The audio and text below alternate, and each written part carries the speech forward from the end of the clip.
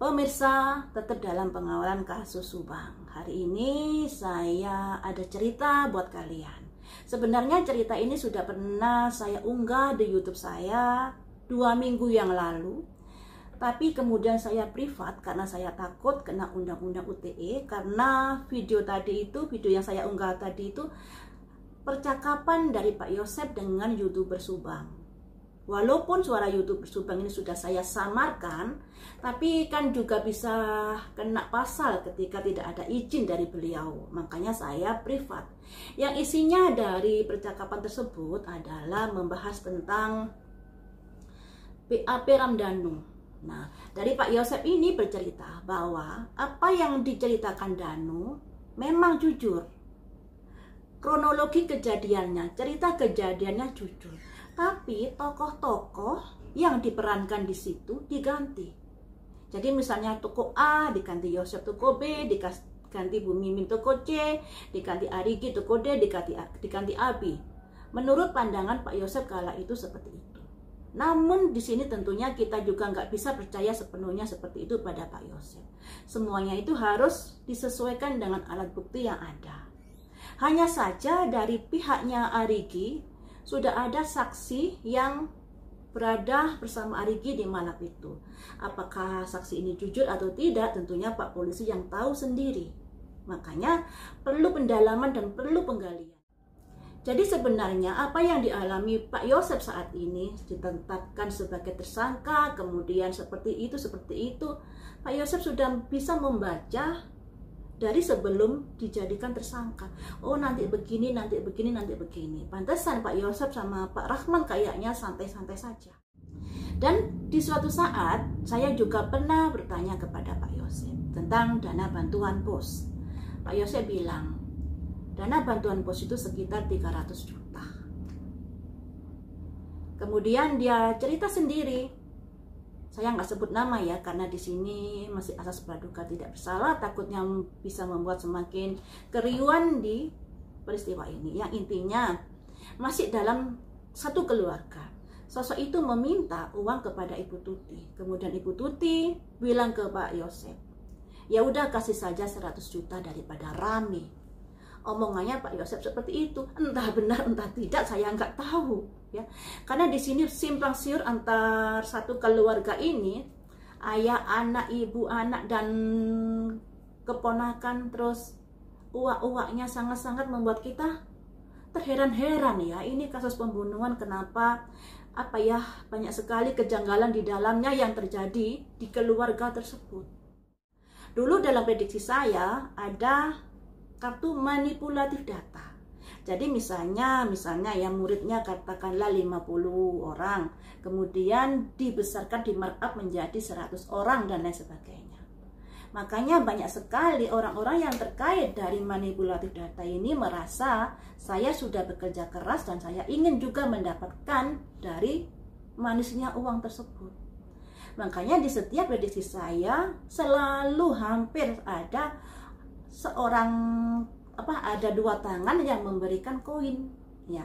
Dan disinilah motifnya ini, yaitu tadi masalah uang terkait dengan keberadaan yayasan, di mana yayasan ini sudah manipulatif data. Nah, kemudian orang-orang yang sudah berjibaku atau sudah berusaha agar manipulatif data ini bisa cool, berusaha untuk memasukkan data-data yang nggak sebenarnya, pada akhirnya juga menuntut haknya. Di sini kita nggak tahu siapa yang benar, pihak ini kah, pihak itu kah, karena saat ini si Yoris sudah mulai memberikan statement terhadap papahnya Pak Yosep. Yang begini, yang begini, yang begini. Bahkan tadi itu saya melihat di sebuah tayangan, katanya pernah terjadi KDRT antara Ibu Tuti dengan Pak Yosep kala itu. Dan juga diungkap ternyata Pak Yosep sebelum dengan Ibu Mimin sudah pernah menikah dengan orang lain dan memiliki anak. Jadi tapi itu di luar masalah ini ya, kita fokus dalam masalah peristiwa kematian Ibu Tuti dan Amel saja. Mengenai golok yang disampaikan Danu, menurut dari keterangan pihak yang berwajib, apa yang diceritakan Danu ini sudah ada kesesuaian. Seperti apa yang sudah dibicarakan Pak Yosep dengan YouTuber Subang, bahwa cerita Danu ini jujur, tapi tokoh-tokohnya ini yang diganti. Nah, jika Pak Yosep sudah memberikan pernyataan seperti itu, sekalipun pernyataan dengan YouTuber Subang, tapi di sini harus memiliki bukti-bukti yang bisa mendukung tersebut. Misalnya, memang benar Pak Yosep ada di rumah Bu Mimin saat itu, buktinya apa dan lain sebagainya. Nah, untuk Arigi ini sudah ada saksi yang bersama Arigi di malam itu. Ketika saksi ini benar, tentunya alibi dari Danu akan terbantahkan dengan sendiri. Saya rasa saksi ini sudah dihadirkan beberapa tahun yang lalu saat ada pemeriksaan. Ya, kita juga tahu ada saksi yang bermain ML, bermain Mobile Legend dengan Arigi, kala itu beritanya seperti itu. Dan saat ini berita itu juga mencuat kembali. Karena Pak Yosep masih belum mengakui bahwa dia ada keterkaitan dengan peristiwa itu, tentunya pihak polisi tidak bisa bertanya lebih dalam lagi pada Pak Yosep. Misalnya bertanya siapa DNA asing yang ada di TKP itu, terus siapa yang mengendarai mobil Alphard dan lain sebagainya. Makanya tentunya Pak polisi ini hanya bisa bertanya kepada Danu yang sudah mengakui bahwa ada keterlibatan di malam itu. Nah, dari Danu ini sebenarnya banyak sekali yang bisa digali oleh Pak polisi. Hanya saja Danu ini jujur apa tidak? Nih, di sini tentunya masih menjadi abu-abu. Menurut dari pengacaranya Danu, saat malam itu Danu tidak membawa HP. Ini tanda tanya loh ya. Ini juga kita harus jeli dan cerdas untuk menyikapi semua ini. Apakah kesengajaan ataukah memang nggak bawa atau HP-nya lupa? Dikarenakan menurut keterangan dari pihak kepolisian tidak ada sinyal HP di TKP malam itu. Nah, tinggal dilihat saja dari HP-nya Pak Yosep apakah malam itu dimatiin, HP-nya Bu Mimin apakah malam itu dimatiin, HP-nya Arigi dan Abi apakah malam itu dimatiin. Dari sini sebenarnya bisa digali. Misalnya HP-nya ternyata masih on dan lain sebagainya, tentunya bisa mematahkan dari alibi Danu. Kemudian tentang golok ya teman-teman, tentang golok menurut pihak yang berwajib ini sesuai dengan cerita Danu. Jadi alat yang dipakai adalah golok dan di TKP ditemukan sarung golok di kebun belakang ya. Namun kalau menurut dari K9 membuat kita juga menjadi tanda tanya lagi. K9 ini dihadirkan dan saat itu lari di kebun belakang, tidak mengendus adanya alat bukti tersebut. Dan disinilah banyak sekali kejanggalan-kejanggalan yang kita lihat di depan mata ini ya teman-teman. Hanya saja kenapa sampai berlarut-larut seperti ini? Mungkin karena ada ada mentoknya. Saat 2 tahun yang lalu sebelum Danu mengakui, tentunya pihak berwajib masih bingung tentang 2 DNA ini milik siapa, kemudian yang nyopir mobil Alphard ini siapa, karena tidak ada sidik jari dan lain sebagainya. Tapi dengan adanya pengakuan Danu, Pak polisi bisa bertanya Danu lebih dalam lagi tentunya.